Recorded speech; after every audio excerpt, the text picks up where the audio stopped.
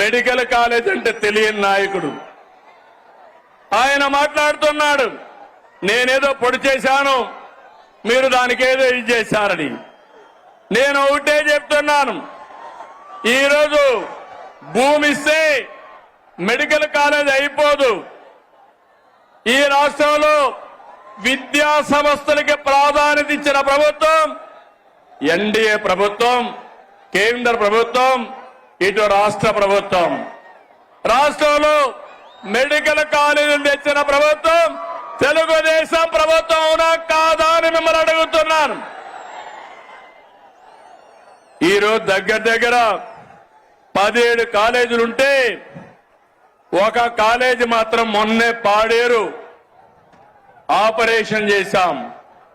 16 కాలేజీలు చేయలేకపోయాం. ఫౌండేషన్ వేయడం, రిబ్బన్ కట్ చేయడం, నేనేదో చేశామని చెప్పుకోవడం కాలేజీని నడిపే విధానం కాదు. అందుకే ఈరోజు ఈ ప్రభుత్వం పీపీపీ విధానం తీసుకొచ్చాం.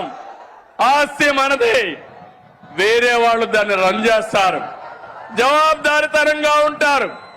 దీనివల్ల 26, 27కు 4 కాలేజీలు వస్తాయి. 27, 28కి 7 కాలేజీలు వస్తాయి. దీనివల్ల 50% సీట్లు కన్వీనర్ కోటా కింద వస్తుంది. అది అంత మునుపు ఫీజుల కోసం పెట్టిన కాలేజీలు చూస్తే 42% వస్తాయి.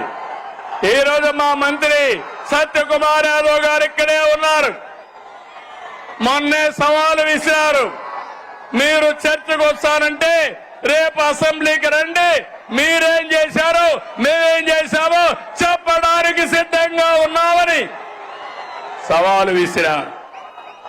ధైర్యం ఉంటే అసెంబ్లీకి వస్తే మొత్తం తేలిపోతుందని చెప్పి కూడా నేను మీకు